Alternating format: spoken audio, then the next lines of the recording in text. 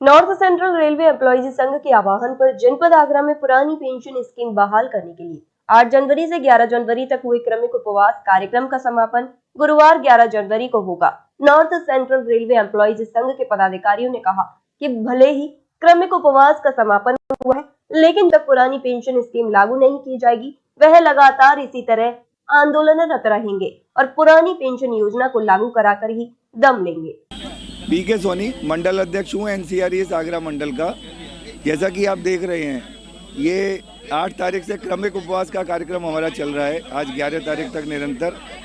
और हमारी एक ही मांग है, मात्र केवल न्यू पेंशन स्कीम को बंद करके ओल्ड पेंशन स्कीम को लागू किया जाए।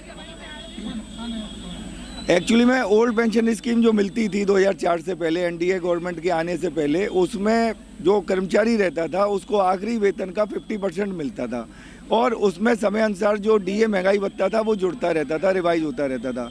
लेकिन न्यू पेंशन, क्योंकि पूर्ण बाजार के ऊपर आधारित पेंशन है, इसमें कर्मचारी का कटा हुआ पैसा पूरा का पूरा मार्केट में चला जाता है। और जिस तरह के आप देखते हो कि शेयर मार्केट आज बहुत ऊपर होता है, कोई घटना ऐसी होती है उससे शेयर मार्केट डाउन हो जाता है। तो जो कर्मचारी आज 2004 के बाद भर्ती हुआ, पहला कर्मचारी 2035 या 40 में रिटायरमेंट होगा, किसी को नहीं मालूम कि भविष्य में उस समय मार्केट कहाँ होगा। हो सकता है उसकी लागत जो लगी हुई है, उसका जो कटा हुआ पैसा है, वो भी उसको वापस नहीं मिल पाएगा। तो आज जो हमारा कर्मचारी काम कर रहा है वो बड़ी संशय की स्थिति में काम कर रहा है, मानसिक दबाव की स्थिति में काम कर रहा है कि हमारा पूरा पैसा कट रहा है और बाजार में चला जा रहा है। पता नहीं जब हम 60 साल के होंगे, बुढ़ापा होगा, शरीर हमारा काम करने लायक नहीं होगा, बच्चे हमारा साथ नहीं देंगे, तो हम अपना जीवन यापन कैसे कर पाएंगे।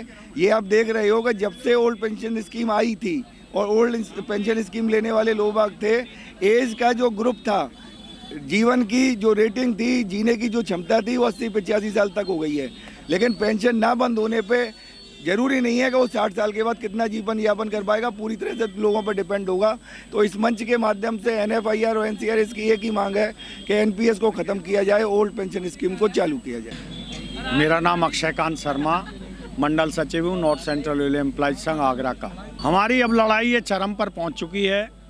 पूरे साल से, जब से एनजेसीए का गठन हुआ है, उसके आदेश निर्देश मिले हैं, हम इसको अंजाम तक पहुँचाना चाहते हैं।